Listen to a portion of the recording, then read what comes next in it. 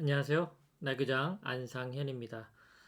오늘 지난번 성격은 변화하는가 시리즈 차원에서 두 번째인데요. 성격의 개선이라는 제목으로 어, 권성망 선생님의 성격 심리학 서적을 중심으로 해서 정리를 좀 해볼까 합니다. 우선 성격을 개선하고자 뭔가 변화하고자 하는 분들은 어떤 불만이 있어서 그런 걸까요? 대학생들의 어떤 사례들이지만 일반인들한테도 적용이 될 수 있을 것 같아서 자신의 성격에 대한 불만족 대표적인 사례를 한번 정리해 봤습니다. 우선 사교성인데요. 성격에 대한 불만족에 있어서 사교성, 뭐 낯선 사람 만나는 것이 좀 불편하고 또 여러 사람 있을 때 같이 있는 것이 좀 불편하고 또 때론 좀 심할 때는 불안하기도 하고 이런 분들 특히나 이제 대학생이라면 이제 사회 진출하게 되면 그런 사회생활 조직 안에서의 생활을 앞두고 있다 보니까 이 사교성에 대한 부분을 고민으로 삼는 분들이 많은 것 같아요. 새로운 사람 사귈 때도 좀 어려워하고요.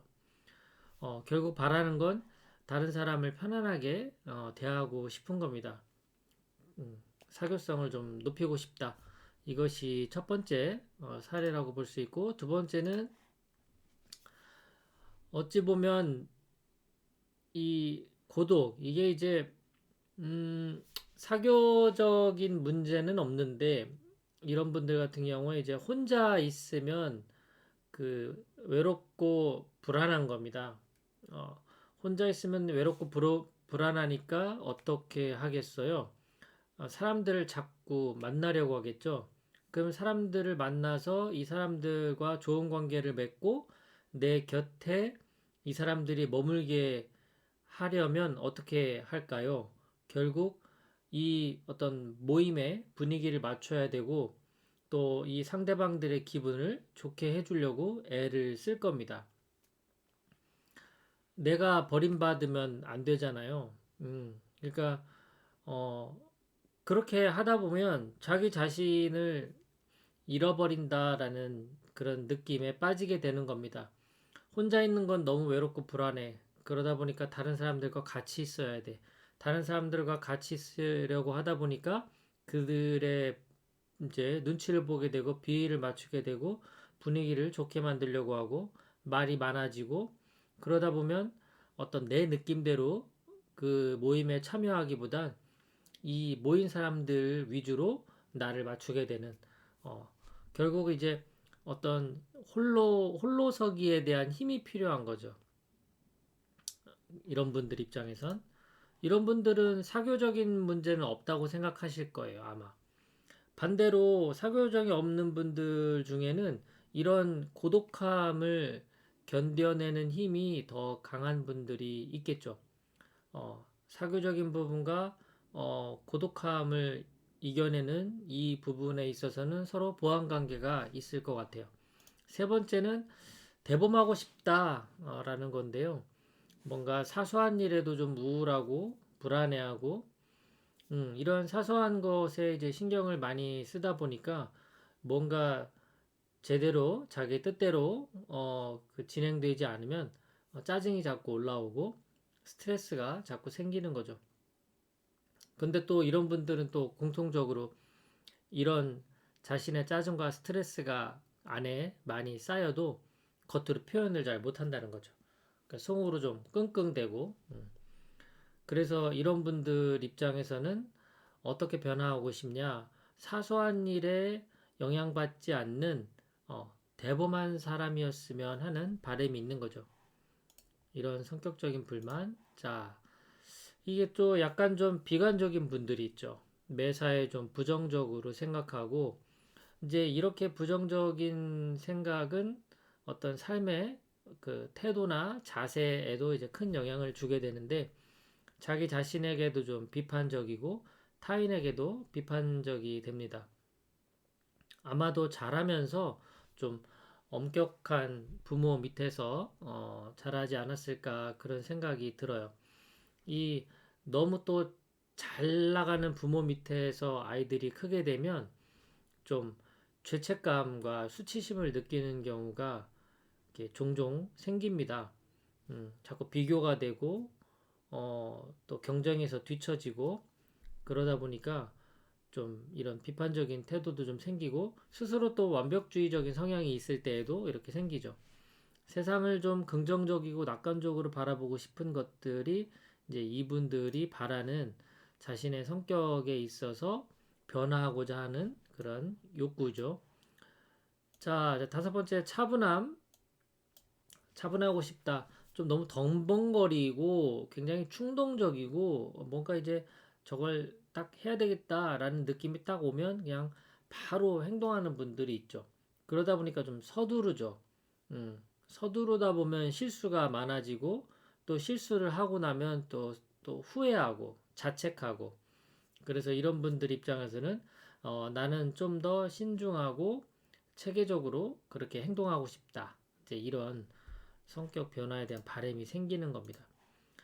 자, 자신감. 이제 좀, 소극적이고 좀 위축된 그런 태도를 보이는 분들 입장에서 바라는 그런 성격의 변화죠. 자신감이 너무 없어. 그리고 이제 자신감 없다라는 것이 또 그 선택과 결정하는 데 있어서 또 영향을 주잖아요. 뭔가 확신이 없으니까 자기의 생각이나 감정에 확신이 없기 때문에 제대로 표현하지 못하는 이런 분들 입장에서는 좀 내가 결단력 있고 자신감 있는 그런 사람이었으면 좋겠다. 이런 생각들을 하겠죠. 마지막으로 이제 인내심인데요. 이 성격이 아주 그냥 불같아요. 그냥 확 타오르는. 그러다 보니까 이제 이렇게 참지 못하고 바로바로 분노를 표현하고 그리고 또 이 분노라는 건 또 행동을 유발하잖아요. 그러니까 이 과격한 행동으로 이게 이어지고 스스로 뭔가 내가 무시당했다라고 생각하면 이 복수를 해야 된다라는 생각이 들고 그리고 상대가 이제 그래 내가 잘못했다라고 제대로 사과하지 못하면 아주 이 뭔가 강하게 거기에 합당한 어떤 대우를 해주는 그런 격이죠. 분노를 느끼면 참지 못하는 분들 입장에서는 좀 그런 것들을 내가 좀 자제하고 잘 참을 수 있는 인내심이 있었으면 하는 그런 바람이 있습니다. 이게 뭐 대표적으로 하나씩 이런 사례가 있을 수도 있고 그 다음에 또 섞여서 나타나기도 합니다. 자, 이런 성격 불만족에 대한 이런 사례들은 자신의 신념과도 아주 관련이 깊어요. 캐롤 드웩은 이런 이제 마음 자세에 대한 연구를 아주 활발하게 하신 또 저명한 분이죠. 스탠포드 대학 심리학과 교수인데요. 이분이 이야기한 것이 내가 이제 성격을 변화하고 싶어. 그런데 변화가 잘 어느 정도 되는 사람과 되지 않는 사람을 구분 지을 때 첫 번째가 바로 이 마음 자세라는 거예요. 이 마음 자세라는 거는 fixed mindset이라고 해서 고정 마음 자세, 그 다음에 growth mindset이라고 해서 성장 마음 자세 두 가지가 있는데 이 두 가지는 실패에 대한 이들의 반응을 보면 알 수가 있다. 고정 마음 자세 같은 경우는 실패를 어떻게 대할까요? 두려워합니다. 네. 그리고 성장 마음 자세는 상대적으로 실패에 대한 두려움이 없죠. 그래서 이런 어떤 마음 자세가 자신의 어떤 신념으로 작동하면서 성격을 변화하고 싶다는 마음은 있지만 실제 변화로 이어지느냐 그렇지 않느냐는 이런 마음 자세가 크게 영향을 주는 겁니다. 어릴 적 또 이런 마음 자세가 부모로부터 또 배우기도 해요. 어떻게 배우느냐? 내가 성공이든 실패든 경험했을 때 이걸 어떻게 해석하고 의미 부여하느냐인데요. 자, 첫 번째는 이렇게 말합니다. 저 100점을 맞았어요, 아이가. 참 잘했다. 너 정말 머리가 좋은 아이인가 봐. 이렇게 이야기하는 것은 사실 고정 마음 자세를 더 발달시키는 겁니다. 마치 내가 그걸 타고난 나는 머리 좋은 아이. 머리 좋은 아이로서 살아야 되는 거죠. 유연하지 못한 그런 어떤 태도가 만들어질 수도 있습니다. 근데 이렇게 결과에 대한 칭찬보다 과정이나 노력에 대한 칭찬이 더 그 동기부여에 효과적이다. 이런 이야기들이 인지심리학자들이 많이 하시잖아요.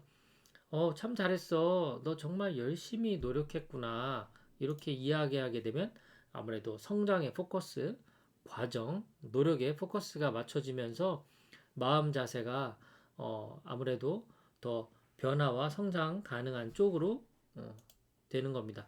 이렇게 이제 또 칭찬받은 아이들 중에는 어, 좀 서울대 갔다가 안타깝게도 항상 1등을 하던 아이가 뭐 2등, 3등을 하면서 자살을 하기도 하는 이런 안타까운 소식들은 아마도 이런 고정마음 자세, 나는 그런 사람이어야 한다는 그 신념이 깨지면서 생기는 것이 아닌가.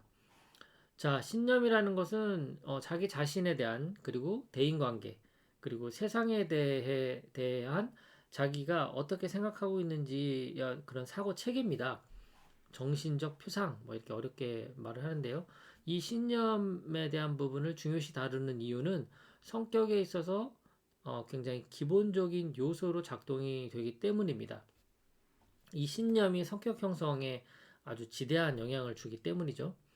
애니어그램 같은 거 공부하신 분들은 알겠지만 9가지 성격 유형 자체가 다 자신의 고유한 그 신념이 강화가 되면서 행동 패턴이 생기고 그러면서 사고 체계도 형성이 되고 성격까지 만들어지는 그런 이론에 대해서 아실 거예요. 자, 이 자기 이론이라는 건 결국 마음 자세로부터 이제 확장이 돼서 고정 자기 이론. 나는 이제 변화할 수 없어. 나는 이런 사람이야. 라고 생각할 것인지 아니면 나는 성장 가능성이 있는 사람이야. 라고 생각할 것인지 이런 음, 변화에 대한 긍정성, 부정성 이런 것도 신념으로 작용하게 되고 이 신념은 결국 성격 변화에 영향을 준다. 이렇게 볼 수가 있죠. 자, 찰스 스나이더 박사님은 미국의 저명한 임상 심리학자인데요. 희망을 연구하신 분이에요. 이분이 생각하는 이 희망, 성격 변화에도 이 희망을 갖고 있는 사람 입장에서 성격이 아무래도 변화 가능성이 높겠죠. 이 희망을 뭐라고 설명하셨냐면 목표를 성취할 수 있다는 낙관적 믿음. 여기에는 세 가지 심리적인 요소가 구성이 되어 있는데요. 첫 번째는 분명한 목표가 있어야 된다. 목표가 없이 변화할 수가 없잖아요. 성격을 변화시키는 것도 마찬가지입니다. 내가 어떤 목표를 가지고 성격을 변화할 건지에 대한 그 분명한 목표가 있어야 이제 첫 번째로 작동이 되고요. 두 번째는 무엇이냐? 이 방법을 알고 있어야죠. 그러니까 내가 성공과 실패에 대한 그 경험이 있는 거예요. 그래서 그 작은 성공 경험들을 기반으로 해서 내가 이제 변화할 것이다라고 하는 희망이 더 확고해지는 거죠. 첫 번째 목표, 두 번째 방법을 인식하는 것, 세 번째는 이제 내가 이것을 해낼 수 있다는 어, 반드시 하겠다는 그런 의지가 실천에 대한 의지.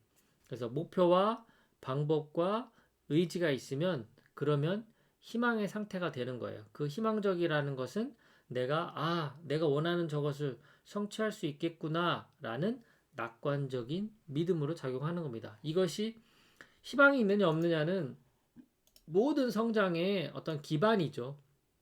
이 성격을 개선시키는 데에도 아주 중요한 겁니다. 자, 이제 체계적인 노력이 필요합니다. 현실적인 목표를 설정하고 효과적인 방법을 이해하고 지속적으로 노력할 필요가 있죠. 사실 혼자서 이런 걸 한다는 게 참 쉽지 않습니다. 뭔가 좀 전문가를 만나 도움 받는 게 좋을 것 같고요. 자, 현실적인 목표를 설정하는 데 있어서 중요한 기준은 어떤 기질이나 빅 5라고 하죠. 성격의 5요인 이런 것들은 쉽게 변하지 않는다. 우리가 변화시킬 수 있는 현실적인 목표는 무엇이냐? 어떤 사고, 체계, 신념 이런 것들부터 시작해서 행동 습관, 그리고 정서 반응, 그리고 사람들 대인 관계에 있어서의 대처 반응. 이런 것들은 좀 더 변화가 쉬우니까 이런 현실적인 목표를 설정하는 게 중요할 것 같고요. 그 다음에 효과적으로 하기 위해서는 서적이나 강의, 전문가 이분들을 좀 참고해서 방법적으로 도움을 받으시면 좋을 것 같고요. 꾸준한 실천만이 해결할 수가 있겠죠. 자, 성격 변화 방법에는 이제 인지적으로 내 사고 체계를 바꾸는 거죠. 이건 이제 어떤 그 지식과 정보가 필요합니다. 내가 어떤 신념을 갖고 있는지에 대한 그런 분석도 필요하기 때문에 전문가 도움이나 서적 이런 것들을 보시면 좋고, 그 다음에 행동 변화가 있어야 되겠고, 이제 실제 체험을 해봐야 되고요. 뭐니 뭐니 해도 전문가랑 함께 하는 것이 도움이 되지 않을까 싶습니다. 성격 장애에 대한 심리 치료는 넘어가도록 하겠습니다. 이건 뭐 사실 성격의 개선이라기보다는 장애가 발생됐다라는 건 이제 질병이나 질환 수준으로 올라간 건데요. 이런 것들은 좀 더 전문가분들과 상의하시는 게 좋을 것 같습니다. 오늘 제가 지난번 성격은 변화하는가에 대한 영상 뒤이어서 2탄으로 그러면 성격의 개선이라는 것은 어떤 식으로 진행하면 좋은지 그런 대표적인 사례와 개념들, 다음번에는 좀 더 구체적인 어떤 우리가 성숙해지기 위해서 어떻게 노력하면 될지에 대해서 다시 한번 정리해 보도록 하겠습니다. 끝까지 경청해 주신 여러분 고맙습니다. 편안한 하루 되십시오.